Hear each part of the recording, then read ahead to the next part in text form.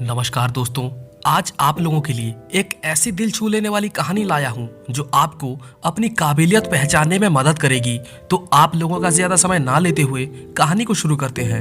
एक बार किसी गांव में एक सुंदर बगीचा था। उस बगीचे में अनेक प्रकार के पेड़ पौधे लगे हुए थे। बगीचे के चारों ओर बहुत सारे फूल और फलों का पेड़ था, जिससे कि बगीचे की सुंदरता देखने लायक थी। बगीचे के बीचों बीच एक गुलाब का पौधा लगा हुआ था, जो कि मानो इस बगीचे की जान था। लोग काफी दूर दूर से वहां आते थे और जब बगीचे में घूमने जाते थे तो उस बगीचे की तारीफ किए बगैर रह नहीं पाते थे। बगीचे के बीचों बीच जो गुलाब का पौधा था, सभी लोग उसके फूलों की बहुत तारीफ करते थे। गुलाब के पौधे में एक पत्ता ऐसा था जो कि हर रोज लोगों की तारीफ सुनता था। लोग गुलाब के फूल की बहुत तारीफ करते, लेकिन पत्ते की कोई भी तारीफ नहीं करता। लेकिन पत्ते को भी ये उम्मीद था कि एक दिन उसकी तारीफ कोई ना कोई जरूर करेगा। जब भी लोग गुलाब के फूलों की तारीफ करते तो पत्ता भी खुश हो जाता, ये सोचकर कि एक ना एक दिन कोई मेरी भी तारीफ करेगा। लेकिन ऐसा हुआ नहीं। दिन पर दिन बीतते गए, लोग आते और सिर्फ फूलों की तारीफ करके आगे बढ़ जाते, लेकिन कोई भी पत्ते की तारीफ नहीं करता। जब हर बार ऐसा ही हुआ तो पत्ते को बहुत दुख हुआ। वो अपने आप को हीन समझने लगा और उसके मन में तरह तरह के गलत विचार आने लगे। वो सोचने लगा, सभी लोग सिर्फ गुलाब और अन्य फूलों की तारीफ करते हैं, मेरी तरफ तो कोई देखता तक नहीं है। ऐसा जीवन किस काम का? मैं ही बेवकूफ था जो इतने खूबसूरत फूलों के बीच अपनी तारीफ की आशा कर रहा था। कितना हीन हूँ मैं। ऐसे ही उदासी से पत्ते के दिन बीतते गए।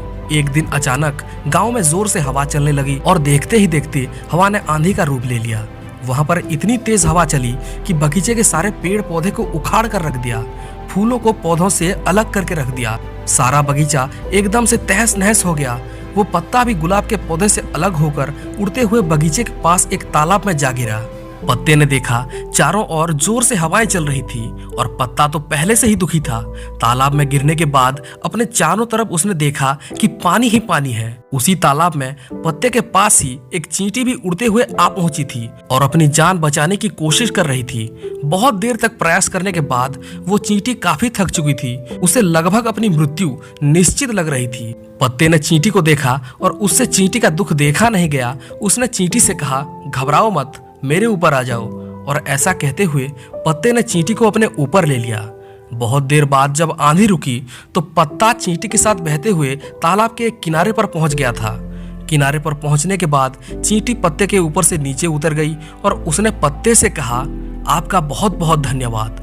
आज मेरी मृत्यु निश्चित थी, लेकिन आपने मेरी जान बचाकर मुझ पर बहुत बड़ा उपकार किया है। आप बहुत महान हैं। मैं आपका ये उपकार जिंदगी भर नहीं भूलूंगा।